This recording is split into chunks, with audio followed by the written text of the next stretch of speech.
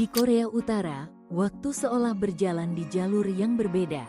Di saat hampir seluruh dunia menyebut tahun ini sebagai 2025, bagi masyarakat Korea Utara, kalender menunjukkan angka 113. Angka ini bukan berasal dari sistem kalender internasional, melainkan dari kalender Juche, sebuah sistem penanggalan unik yang dimulai dari tahun kelahiran Kim Il-sung, pendiri negara mereka, yaitu 1912. Dengan demikian, tahun pertama dalam kalender Juche adalah saat Kim Il-sung lahir, bukan tahun Masehi yang biasa kita gunakan. Sistem ini bukan sekadar perubahan teknis dalam menghitung waktu. Ia menjadi simbol kuat tentang identitas, kemandirian, dan kebanggaan nasional. Setiap tanggal, dokumen resmi, hingga prasasti di batu nisan akan memuat angka-angka yang terasa asing bagi dunia luar. Misalnya, tahun 111 Juche untuk menandai tahun 2023 dalam kalender internasional. Melalui cara ini, Korea Utara menegaskan bahwa mereka memiliki sejarah, narasi, dan cara pandang sendiri yang berbeda dari dunia luar. Bagi rakyat Korea Utara, Kim Il-sung bukan sekadar tokoh sejarah, melainkan sosok ayah bangsa dan sumber inspirasi. Kalender Juche bukan hanya alat penanggalan, tapi juga jembatan penghubung antara masa lalu, kini, dan masa depan, serta penanda ikatan batin yang tak terputus dengan sang pemimpin agung. Bayangkan saja, jika suatu saat sistem penanggalan dunia berubah mengikuti figur penting dalam sejarah masing-masing bangsa, tentu akan menciptakan dunia yang benar-benar baru dan penuh warna. Di Korea Utara, konsep internet seperti yang kita kenal di seluruh dunia nyaris tidak ada. Di negara ini, tidak tersedia Wi-Fi publik di tempat umum. Bahkan jaringan internet global pun merupakan sesuatu yang asing bagi sebagian besar penduduk. Sebagai gantinya, masyarakat Korea Utara menggunakan jaringan internal yang disebut Kwangmyong, yang secara harfiah berarti cahaya terang. Namun, perlu ditekankan bahwa jaringan ini hanya menghubungkan pengguna di dalam negeri, tanpa akses ke dunia luar. Bayangkan sebuah ekosistem digital yang hanya memuat berita lokal, tanpa kehadiran Google, YouTube, Facebook, atau bahkan TikTok. Warga Korea Utara memang dapat membaca berita, belajar secara daring, atau menonton film, namun semua konten tersebut telah disaring dan dikendalikan oleh pemerintah. Jangankan konten hiburan global, informasi yang boleh diakses pun sangat terbatas. Bagi turis, situasinya pun tidak jauh berbeda.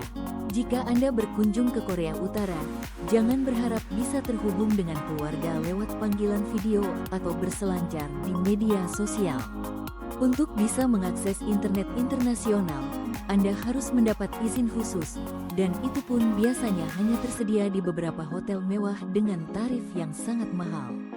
Sistem seperti ini mencerminkan bagaimana Korea Utara menjaga stabilitas dan identitas nasionalnya melalui kontrol informasi yang ketat.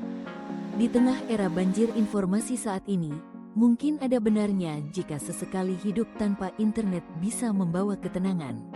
Namun, sanggupkah kita bertahan sehari tanpa Wi-Fi, tanpa berita, tanpa media sosial? Berapa lama Anda kira Anda bisa bertahan? Ketika pertama kali menginjakkan kaki di Pyongyang, ibu kota Korea Utara, satu hal yang langsung mencuri perhatian bukanlah pemandangan kota, melainkan kehadiran patung-patung perunggu raksasa yang megah dan penuh wibawa. Di antara semua patung tersebut, yang paling menonjol adalah patung dua pemimpin besar, Kim Il-sung dan Kim Jong-il, yang berdiri kokoh di Bukit Mansudae. Masing-masing patung menjulang setinggi 22 meter, setara dengan gedung 7 lantai, menciptakan suasana yang membuat siapapun yang berdiri di hadapannya merasa kecil dan takjub. Namun, keistimewaan patung-patung ini tidak hanya terletak pada ukurannya yang luar biasa. Ada aturan tak tertulis yang sangat dihormati di sini. Setiap pengunjung diharapkan untuk membungkukkan badan sebagai tanda penghormatan kepada patung. Sikap ini harus dilakukan dengan penuh kesungguhan dan rasa hormat. Saat mengambil foto pun, seluruh tubuh patung harus terlihat utuh dalam bingkai, tidak boleh terpotong atau hanya sebagian.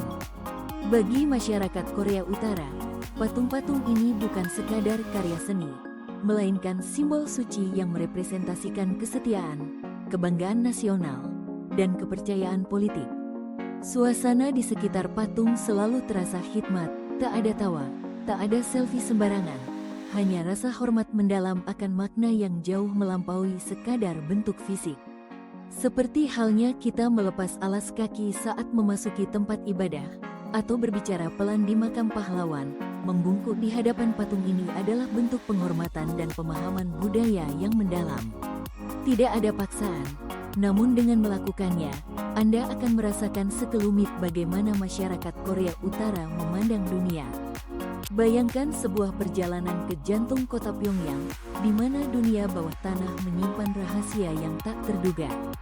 Di sini, kereta bawah tanah bukan hanya sekadar alat transportasi, ia juga berfungsi sebagai benteng perlindungan.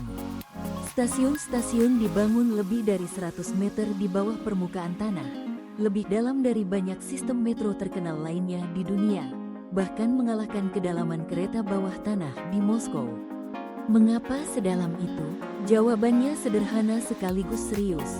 Selain mengangkut penumpang, jaringan ini dirancang sebagai tempat perlindungan dari kemungkinan serangan nuklir.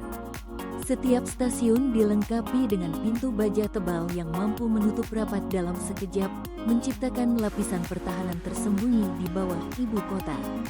Namun, suasana di dalamnya jauh dari kesan menakutkan. Langit-langit tinggi, dinding yang dipenuhi mozaik indah, cahaya keemasan yang lembut, dan alunan musik klasik menciptakan atmosfer yang megah sekaligus menenangkan. Kereta yang melintas masih setia menggunakan gerbong klasik buatan Jerman Timur era 1970-an, menghasilkan suara khas yang membawa nuansa nostalgia tersendiri. Dulu, hanya 2 jalur utama yang boleh diakses wisatawan asing, seolah-olah setiap perjalanan sudah dirancang sedemikian rupa. Namun kini, beberapa jalur baru perlahan dibuka, mengundang rasa penasaran dan petualangan. Rasanya seperti menyusuri koridor rahasia sebuah istana bawah tanah, di mana keindahan dan misteri bersatu dalam harmoni yang menakjubkan. Pernahkah Anda membayangkan tempat perlindungan bisa seindah dan setenang ini? Di Korea Utara, tradisi tari masal bukanlah pemandangan langka, ini adalah bagian tak terpisahkan dari kehidupan bermasyarakat. Bayangkan ribuan orang, mulai dari pelajar, pekerja, hingga lansia, berkumpul di alun-alun kota dengan balutan kostum warna-warni.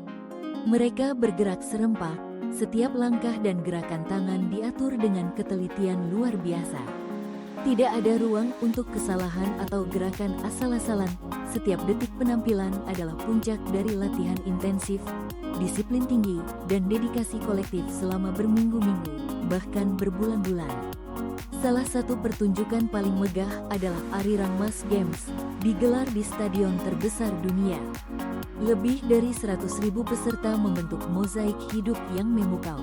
Dari kejauhan, tribun penonton berubah menjadi lukisan raksasa, di mana setiap siswa memegang papan warna dan mengangkatnya secara serentak sesuai komando. Hasilnya, tercipta efek visual luar biasa, seolah Anda menyaksikan animasi hidup yang digerakkan oleh manusia. Bagi masyarakat Korea Utara, pertunjukan ini adalah simbol persatuan, disiplin, dan kebanggaan nasional. Setiap senyum, setiap gerakan, menyampaikan pesan solidaritas dan cinta tanah air. Melihatnya, Anda mungkin bertanya-tanya, apakah di usia 65 tahun, kita sanggup bergabung menari bersama puluhan ribu orang lain dalam harmoni yang sempurna? Di sana, ini bukan sekadar hiburan, ini adalah seni, identitas, dan pernyataan kolektif bangsa. Di banyak penjuru dunia, Coca-Cola menjadi minuman yang selalu mudah ditemukan. Baik di kota besar seperti Jakarta dan Bali, maupun di pelosok desa di benua Afrika, sebotol Coca-Cola seolah hadir di mana-mana. Namun, ada satu negara yang menjadi pengecualian unik, Korea Utara. Di negeri ini, Coca-Cola sama sekali tidak tersedia. Bukan karena masyarakatnya tidak suka minuman manis, melainkan karena mereka memiliki versi minuman soda sendiri yang khas. Minuman ringan lokal ini dikemas secara sederhana, tanpa logo merah ikonik atau promosi mencolok seperti yang biasa kita lihat. Rasanya konon mirip dengan cola, namun ada sentuhan rasa herbal yang lembut dan manisnya pun tak terlalu menyengat. Banyak wisatawan yang mencoba dan mengaku bahwa minuman ini memiliki ciri khas tersendiri, unik, segar, dan memberikan pengalaman berbeda. Lebih dari sekadar soal rasa, keberadaan minuman lokal ini menjadi simbol filosofi Korea Utara, menolak ketergantungan pada produk budaya barat dan berupaya mempertahankan identitas sendiri, bahkan untuk hal kecil seperti minuman. Selain soda lokal, penduduk Korea Utara juga menikmati es krim, jus buah segar, dan bir lokal seperti tae donggang yang diproduksi di pabrik yang dahulu dibeli dari Inggris. Ketidakhadiran Coca-Cola di Korea Utara bukan sekadar kekurangan, melainkan potongan kisah budaya yang menonjolkan kemandirian dan keunikan. Bagi pelancong, justru pengalaman semacam ini yang menjadikan perjalanan semakin berkesan dan membuka mata akan keragaman dunia. Di tengah hiruk-pikuk kota-kota besar Asia, seperti Jakarta atau Ho Chi Minh City, suara klakson dan lampu lalu lintas menjadi bagian tak terpisahkan dari kehidupan sehari-hari. Namun, di Pyongyang, Korea Utara, pengalaman menyeberang jalan menawarkan nuansa yang benar-benar berbeda. Di sini, hampir di setiap perempatan utama, tidak ditemukan lampu lalu lintas khusus untuk pejalan kaki. Sebaliknya, perhatian Anda akan langsung tertuju pada sosok-sosok perempuan berseragam putih biru, mengenakan topi lebar, yang berdiri tegak di tengah jalan, menggerakkan tangan mereka dengan indah dan penuh disiplin. Mereka bukan sekadar petugas, melainkan penari disiplin dan ketertiban. Setiap gerakan, mengayun, mengangkat, dan menunjuk, telah dipelajari dan dilatih dengan presisi selama berjam-jam, mencapai tingkat keanggunan yang memukau.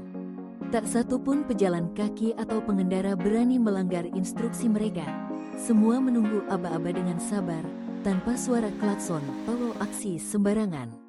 Ketika Anda menyaksikannya, suasana terasa damai, tertib, bahkan nyaris seperti sebuah pertunjukan seni jalanan yang elegan.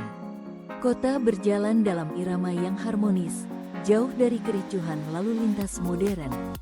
Barangkali, di tengah dunia serba digital dan otomatis, kehadiran penari lalu lintas ini menjadi pesona klasik yang mampu menghipnotis siapa saja yang berkunjung. Bayangkan Anda berjalan di sepanjang jalan utama sebuah kota besar, namun tak satu pun papan iklan komersial terlihat di mana-mana. Tidak ada foto ponsel terbaru, tidak ada spanduk diskon 70%, dan tak ada poster film blockbuster yang menyala-nyala. Pemandangan ini mungkin terdengar aneh, tetapi di Korea Utara, inilah hal yang sepenuhnya biasa. Alih-alih iklan produk, Anda akan menemukan deretan poster besar penuh warna merah menyala, bukan untuk mempromosikan barang dagangan, melainkan menampilkan slogan-slogan politik, ajakan cinta tanah air, atau ilustrasi propaganda yang menggambarkan petani, pekerja, dan tentara dengan tangan terkepal penuh semangat.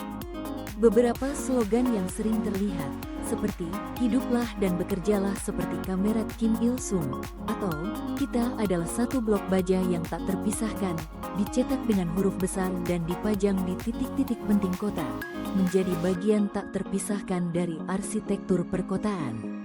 Tanpa iklan komersial dan persaingan merek, suasana visual di sini terasa sangat berbeda, lebih tenang, tidak riuh, dan setiap gambar atau kata-kata memiliki satu tujuan, memperkuat rasa percaya pada negara, pemimpin, dan cita-cita bersama. Banyak wisatawan menggambarkan sensasi berjalan di Korea Utara seperti melangkah ke dalam museum hidup, di mana waktu seolah berhenti dan dinding-dindingnya tidak mengajak Anda berbelanja, melainkan mengajak Anda merenung. Ada yang bahkan berseloroh, ini satu-satunya tempat di dunia di mana Anda bisa berjalan seharian tanpa ada yang mencoba menjual apapun kepada Anda. Pengalaman unik ini membuat orang bertanya-tanya, tanpa iklan komersial, apakah dunia akan terasa lebih sunyi, atau justru lebih aneh dan tak terlupakan? Di sepanjang wilayah DMZ, zona demilitarisasi yang memisahkan Korea Utara dan Korea Selatan, terdapat sebuah desa yang tampak menawan dari kejauhan. Atap rumah-rumahnya berwarna biru cerah, dindingnya bersih berkilau, dan bendera berkibar dengan gagah. Terkadang, lagu-lagu revolusioner terdengar mengalun dari pengeras suara, seolah-olah kehidupan di sana penuh semangat dan kebahagiaan. Namun, kenyataannya sungguh berbeda. Tak ada seorang pun yang benar-benar tinggal di desa ini. Nama desa itu adalah Kijongdong. Bagi Korea Utara, desa ini disebut sebagai Desa Perdamaian, simbol kemakmuran dan modernitas. Namun, di mata Korea Selatan, desa ini lebih dikenal sebagai Desa Propaganda, sebuah panggung visual yang dirancang khusus untuk memberikan kesan kemewahan dan kesejahteraan. Jika diamati dengan teropong dari sisi Korea Selatan, rumah-rumah terlihat terawat, tetapi tidak pernah ada jendela yang terbuka, tidak tampak aktivitas manusia, dan lampu-lampu menyala serta padam sesuai jadwal yang telah ditentukan. Satu-satunya tanda kehidupan hanyalah para pekerja yang sesekali datang untuk membersihkan dan merawat bangunan. Kijongdong adalah panggung kosong yang diciptakan untuk memberi kesan dari kejauhan, sebuah ilusi yang dirawat dengan cermat. Desa ini mengingatkan kita bahwa di Korea Utara, citra terkadang lebih penting daripada kenyataan. Mungkin, inilah salah satu tempat paling unik di dunia, desa nyata tanpa penduduk sungguhan, sebuah pesan diam-diam tentang kekuatan penampilan dan persepsi. Di Korea Utara, pendidikan seni seperti menari dan bermusik bukanlah sekadar pelengkap, melainkan bagian inti dari kurikulum sejak bangku sekolah dasar. Anak-anak di sana tak hanya diajarkan matematika atau sastra, tetapi juga disiplin ketat dalam menari tarian tradisional, menyanyikan lagu revolusi, dan tampil bersama secara teratur. Latihan dilakukan rutin, dengan setiap gerakan tangan dan langkah kaki harus seragam serta ekspresi wajah yang mampu menyampaikan emosi lagu. Bagi masyarakat Korea Utara, seni bukan hanya hiburan, tapi sarana membentuk kedisiplinan, menumbuhkan rasa cinta tanah air, dan mempererat kebersamaan. Tak heran, banyak orang dewasa di sana dapat menyanyikan lagu revolusi secara serempak tanpa melihat lirik, karena mereka sudah terbiasa melakukannya sejak masih 6 tahun. Dalam pelajaran musik, alat seperti akordeon dan biola dimainkan dengan teknik yang matang. Bahkan anak-anak tampil dengan profesionalisme yang menyaingi orkestra semi-profesional. Setiap tahun, digelar kompetisi musik berskala nasional yang megah dan penuh semangat, menampilkan lagu-lagu pujian pada tanah air dan musik tradisional dengan tata panggung tak kalah dari pertunjukan internasional. Bagi sebagian orang luar, mungkin ini terkesan terlalu serius.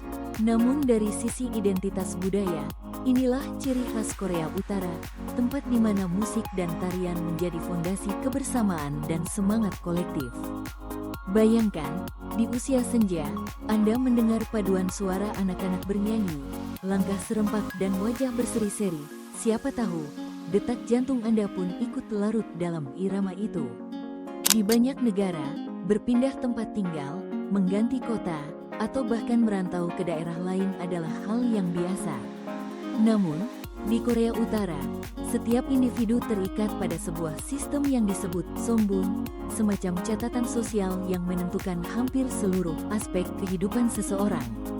Songbun tidak hanya mencatat tempat lahir atau pekerjaan orang tua, namun juga mengelompokkan warganya dalam 3 kategori utama: kelompok setia, kelompok ragu-ragu, dan kelompok bermusuhan. Penentuan ini didasarkan pada latar belakang politik, sejarah keluarga, hingga perilaku pribadi. Sistem songbun memengaruhi segalanya, mulai dari tempat tinggal, akses pendidikan, pekerjaan, bahkan pasangan hidup. Hanya mereka yang tergolong paling setia kepada rezim yang berkesempatan tinggal di Pyongyang, ibu kota modern dengan fasilitas kesehatan dan pendidikan terbaik. Sementara itu, mereka yang berada di kelompok bawah harus menerima hidup di pedesaan, bekerja di pertanian atau pabrik, dan hampir mustahil mengubah nasib. Kehidupan masyarakat diatur sedemikian rupa, seolah menjadi jaringan tetap yang sudah dirancang sejak awal. Tidak ada ruang bagi perubahan drastis atau mobilitas sosial bebas. Bagi sebagian orang, ini memang terasa menyesakan, tetapi bagi yang lain, justru menghadirkan rasa aman dan stabilitas. Tidak ada kompetisi berlebihan atau kekhawatiran soal masa depan, semuanya sudah diatur oleh negara. Melihat lebih dekat, kita jadi paham bahwa setiap senyuman atau sapaan sederhana di jalan bisa menyimpan kisah hidup yang sepenuhnya ditentukan oleh sistem yang tak terlihat. Pernahkah Anda membayangkan bagaimana rasanya jika seluruh jalan hidup Anda sudah ditentukan sejak lahir?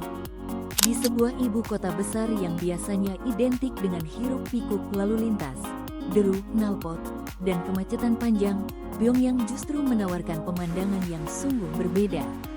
Di sana, hampir mustahil menemukan mobil pribadi lalu lalang di jalanan. Kepemilikan kendaraan pribadi sangat dibatasi. Hanya segelintir orang yang diizinkan memilikinya. Biasanya mereka yang memiliki posisi khusus atau izin istimewa dari pemerintah. Bagi masyarakat umum, mobil hanyalah angan-angan, bukan kebutuhan sehari-hari. Sebagian besar penduduk mengandalkan transportasi umum seperti bus listrik, tram, atau kereta bawah tanah, meski jumlahnya pun tidak melimpah. Berjalan kaki dan bersepeda menjadi cara utama untuk beraktivitas sehari-hari. Akibatnya, suasana kota terasa lengang dan tenang. Tidak ada suara klakson yang memekakkan telinga, tidak ada kemacetan yang mengular, bahkan udara terasa lebih bersih tanpa asap kendaraan. Bagi para wisatawan, pengalaman ini terasa seperti berada di dunia lain, berjalan di tengah jalan raya yang luas tanpa takut terganggu kendaraan, seolah-olah seluruh kota menjadi taman pribadi. Namun, di balik keheningan itu, tersimpan kenyataan bahwa kebebasan bergerak sangat terbatas, dan kendaraan pribadi hanyalah hak istimewa, bukan hak setiap warga. Pyongyang, dengan keheningannya, mengajak kita merenung tentang arti kebebasan dan ritme hidup yang jauh dari kata terburu-buru. Meskipun Korea Utara dikenal sebagai salah satu negara paling tertutup di dunia, ternyata mereka tetap membuka pintu, meski sangat terbatas, bagi wisatawan asing. Namun, berwisata ke sana sama sekali berbeda dengan destinasi lain yang mungkin pernah Anda kunjungi. Anda tidak bisa sekadar membeli tiket pesawat dan mengatur perjalanan sendiri. Semua harus melalui Biro Perjalanan Internasional yang telah mendapat izin langsung dari pemerintah Korea Utara. Setelah tiba, Anda akan selalu ditemani minimal 2 pemandu wisata lokal. Bukan sekadar untuk membantu, melainkan memastikan setiap aktivitas Anda tetap sesuai dengan aturan yang berlaku. Setiap langkah, pertemuan, bahkan jepretan kamera Anda, semuanya diawasi. Ada tempat-tempat tertentu yang boleh diabadikan, tapi banyak pula lokasi yang benar-benar terlarang, seperti kawasan militer, pasar tradisional, atau permukiman yang dianggap belum siap untuk menerima tamu asing. Meski terdengar menegangkan, banyak wisatawan yang pernah berkunjung justru mengaku merasakan kehangatan dan keramahan masyarakat setempat, meski dengan sikap yang sedikit hati-hati. Para pemandu pun dikenal profesional dan sopan. Justru karena segala keterbatasan ini, setiap momen yang Anda alami terasa begitu istimewa. Setiap pemandangan yang diperbolehkan, setiap cerita yang dibagikan, menjadi bagian dari pengalaman langka, seolah mengintip dunia yang selama ini tersembunyi di balik tirai besi. Mungkin Anda hanya melihat bagian yang sudah dipilih, tetapi bagian itu sudah cukup untuk meninggalkan kesan mendalam dan tak terlupakan. Di Korea Utara, ada tradisi yang sangat unik dan wajib dijalankan oleh setiap keluarga, menggantung potret para pemimpin negara, yaitu Kim Il-sung dan Kim Jong-il, di tempat paling terhormat di rumah. Tidak seperti menggantung foto keluarga atau gambar keagamaan di negara lain, potret ini harus diperlakukan dengan aturan yang sangat ketat. Bingkainya harus standar, posisinya harus berada di ketinggian tertentu, dan yang paling penting, setiap hari, potret ini harus dibersihkan dengan saksama, tanpa celah sedikit pun. Tidak berhenti di situ, petugas dari lingkungan sekitar secara rutin melakukan pemeriksaan ke rumah-rumah. Jika ditemukan potret yang berdebu atau dipasang tidak sesuai aturan, keluarga tersebut bisa mendapat teguran atau bahkan hukuman. Ada kisah terkenal tentang seorang wanita yang, saat kebakaran melanda rumahnya, memilih menyelamatkan potret sang pemimpin lebih dulu ketimbang harta bendanya sendiri. Tindakan itu dipuji sebagai wujud loyalitas sejati dan dianggap sebagai tindakan kepahlawanan. Bagi orang luar, kebiasaan ini mungkin terasa sulit dipercaya atau bahkan aneh. Namun, inilah salah satu cara nyata bagaimana penghormatan terhadap pemimpin begitu dalam meresap ke dalam kehidupan sehari-hari masyarakat Korea Utara.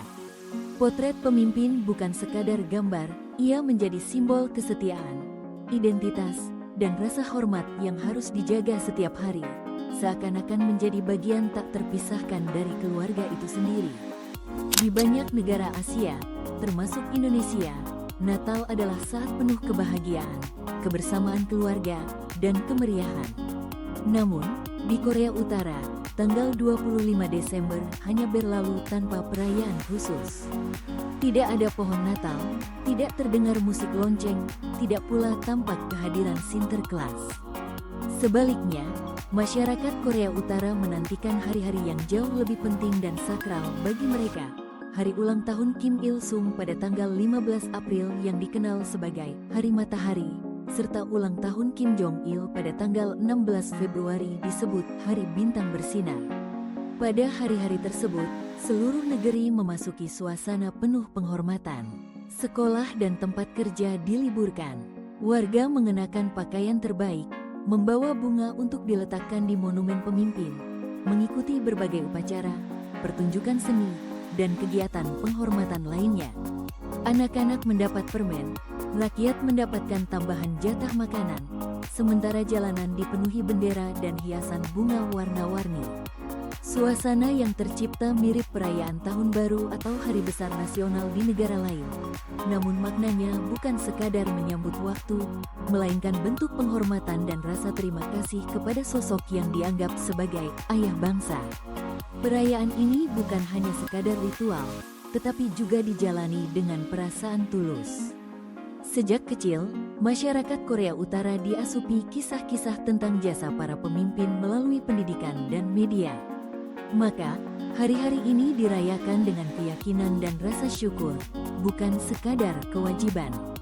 Di negara tanpa agama resmi, inilah hari-hari yang dianggap suci, bukan karena kepercayaan pada dewa, melainkan pada sosok dan cita-cita yang hidup dalam sejarah mereka. Sulit dibayangkan bagi banyak orang, suatu perayaan yang tidak bersumber dari kitab suci atau legenda kuno, melainkan dari tokoh sejarah modern, bisa menjadi begitu sakral dan bermakna bagi jutaan manusia.